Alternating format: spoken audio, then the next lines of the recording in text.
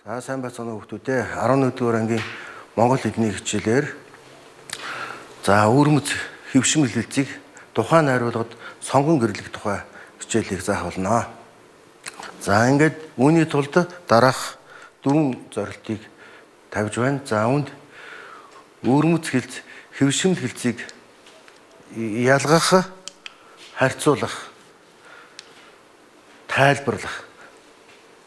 Дараа нь хэлцийн ойролцоо болон эсрэг утгын игнээ үүсгэх, утгыг харьцуулах. За хэлцэн найруулгад ямар үүрэгтэй байгааг тайлбарлах. За мөн ямар үүрэгтэй хэрэглээ болох уу гэдгээс тасал дадлага ажиллана.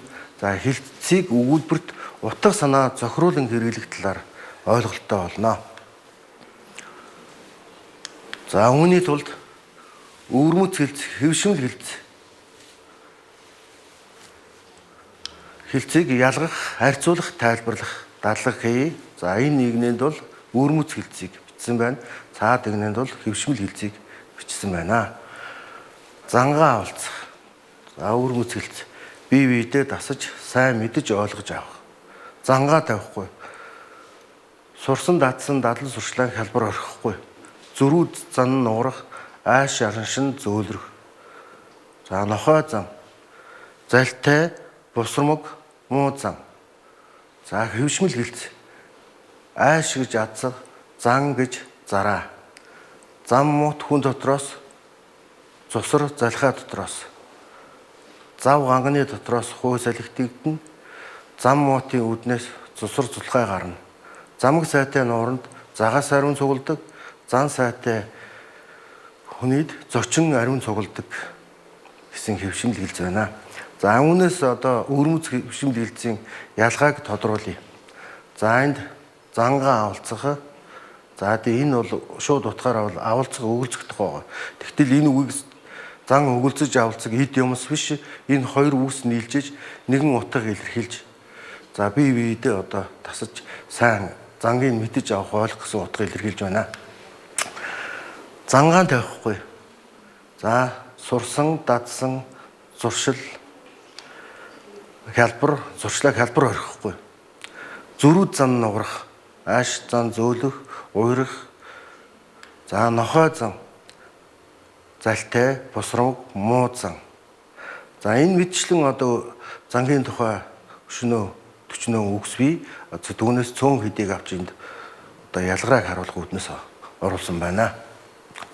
За тэгвэл урд өвөрмөц хэлцгийн хувьд нэг үгээс нөгөө үгээс салгаж болохгүй бол хойд игнэнд байгаа хэвшмэл хэлцэд бол ааш гэж адсаг, зан гэж зараа гэж. За эхлэл толгой холболт, сүүл холболт, за химнэлээр нь бол нэг ижил юм үгс байна.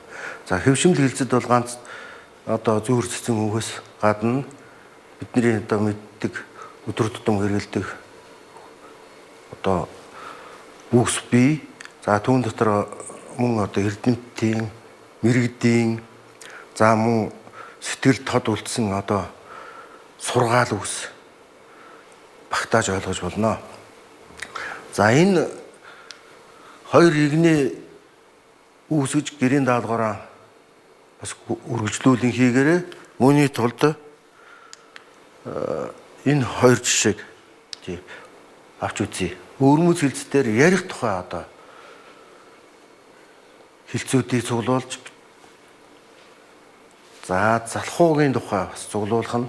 За тэмдэглэлтэй тэмдэглэж аваад хийхдээ сурах хүчиг, за гэртээ байгаа ном, тохиомл, интернет зэргийг ашиглан эдгээр үгээ бичиж тэмдэглэж үгийн сангаа хариуцуулаарай гэж хэлье. За хэвшмэл хэлцээр ярихтай холбоотой. За мөн залхуутай холбоотой. Ерөнхийдөө өвөрмөц хэвшмэл хэлцийг юу гэж үздэг вэ гэхээр зэрэг нэг буюу хэд хэдэн өгүүлбэр нийлж өвөрмөц сонин далд утга илэрхийлэхийг хэлц гэж ойлгож болно. За мөн үүнээс ч өөр тодорхойлт байдгийг та нар бас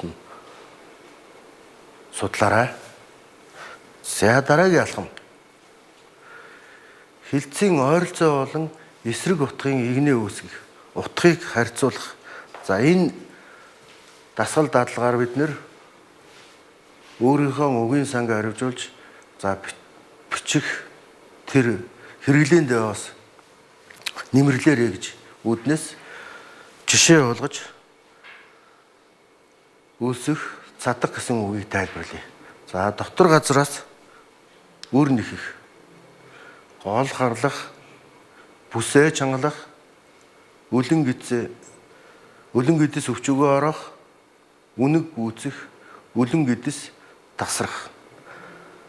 За цаана гэдэс гарах, хүн танихтаа болох, хотоодны баяр хийх, амаар гарах, гэдэс наашглах, зоогийн сав зогсоолдоо хүрэх гэсэн цадахын тухай хэлж байна. За тэгвэл үлсгийн тухай хэлцээс энэ үйл өгүүдийг ажиглая. Нэхэх, харлах, чангалах, өчөг орох, гүйцэх, тасрах гэсэн үйл өгүүд бол тааламжтай бас санаа өгч байна, илэрхийлж байна. За цаана гарах, танихтайгаа болох, баяр хийх, за амаар гарах, наашлах, хүрэх гэсэн үйл өгөд ажиглах юм бол зам одоо тааламжтай сайхан гэсэн санааг илэрхийлж болохоор. За үүний адил яг ийм үүрмэц хэлцээр ойролцоо буюу эсрэг утгатай үгийн игнээ үүсгэрээ. За үүнд ойролцоо утгатай баярлах, за мөн эсрэг нь уурлах. За нэг үгэн дээр бол нэг 10-аас дээш тийм хэлц олж байвал их сайн байна. За хонгороо, даруу, зүрүүд, ээлдэг, амархан, хэцүү гэсэн одоо юм 8 үгэн дээр игнээ үүсгэрээ. За бичээд авсан хүүхдүүдээ.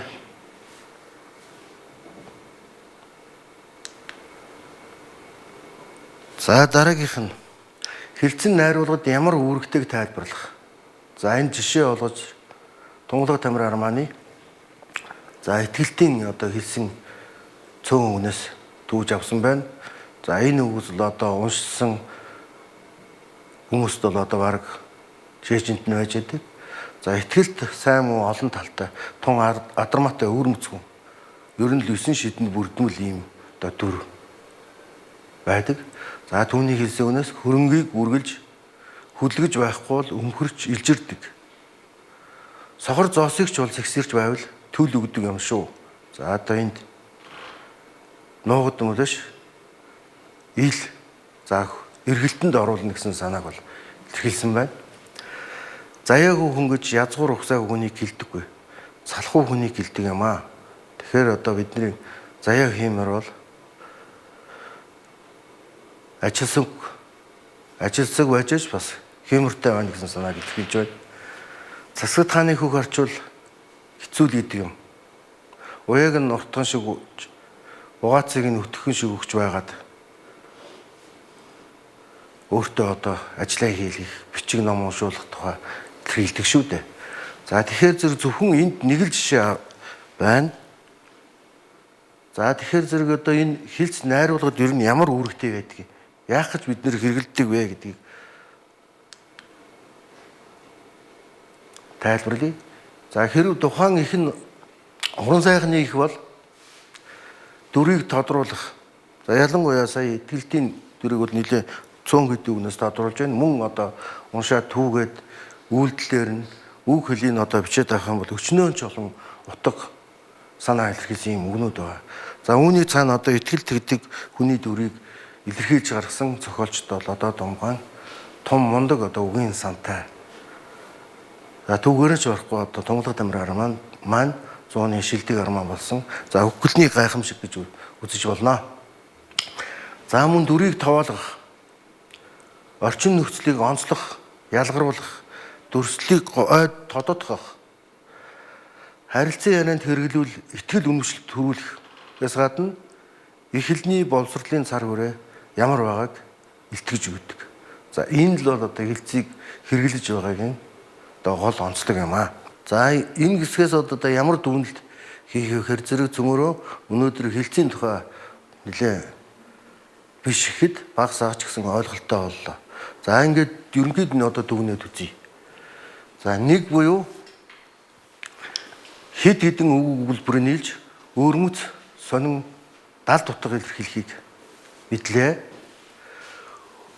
Өвөрмөц хэлц хэвшмэл хэлцийг ялгах, за харьцуулах, тайлбарлах эхлэл суурь тавигдсан гэж үзэж байна. За хэлцийг найруулахад ямар зорилгоор чухам ямар аль утгаар нь сонгох ёстой вэ гэсэн үүрэг хэрэглээний талаас ойлголттой боллоо.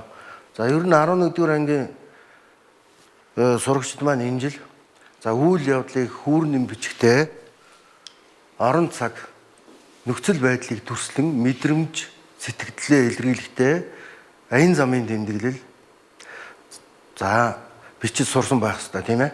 Тэгэхээр одоо зарим сурагчид бол энэ аян замын тэмдэглэл бичээ шалгуулаад дүнгээ нэгдүгээр улирдан гаргуулсан. За одоо бичиж байгаа бол эдгээр санааг одоо нөгөө саяныхаа заасан хичээлтэй холбож хэрэгжүүлээрэй гэж зөвлөе. Аян замын тэмдэглэл бичгийн өмнө за бичсэн байсан ч болно. Дахид засаж сайжруулж шүү дээ. За аялсан газруудаас санаа чи хамгийн тод бууж байгаа нь аль вэ? За тэр тод бууж байгаагаа бас өөрөм үзэлц хэвшмэл хэлц оруулаад бичиж болохоор байна тийм ээ. Жишээ нь одоо юм үзэж нүд тайлах гэсэн энэ л одоо уламжлалтаараа аялж яваа даач гэвэл одоо онцгой утга ялгуулж байна. За альныхын тухай хамгийн их боддог вэ? За тэр аялсан газрынхаа тэр бодож байгаа зүйлдээ бас оруулж болох нь байна. За хүмүүсийг гайхшруулсан юм үзэгдэл үйл явдал яваа. Тэр юм үзэгдэл үйл явдлын тухай одоо бичгтээ энэ дүрслэлт хэлцийг оруулаад бичвэл илүү одоо зорилго танд тодорхой болно. За чамд таагүй санагдсан үйл явдлууд юу вэ? Зүгээр тооч биш, үгээр биш. За хэлц оруулж бичих боломжтой байна гэсэн санааг энд гаргаж байна. Чиний ирээдүйд ямар нэгэн байдлаар нөлөө үзүүлсэн, өөрчилсөн үйл явдлын тухай бичих болоо. За нөлөө үзүүлсэн тухайд хэлцийг ашиглаж болно гэсэн. За чухам алийг нь уншигч хамгийн сонирхолтой бичиж чадах вэ гэсэн одоо асуулт хариулж бичгтээ за тэр сонирхолтой болгож байгаа хэсэгт бол уран одоо энэ хэлцүүдийг одоо хэвшмэл хэлцийг ялангуяа сонгож болно. За уншигчдыг үйл явдалд оролцсон юм шиг мэдрэмж сэтгэл төрүүлэхээр өөрийнхөө сэтгэлдийг илэрхийлж байгаа бол мөн л одоо хэлцийг ашиглах боломж талтай.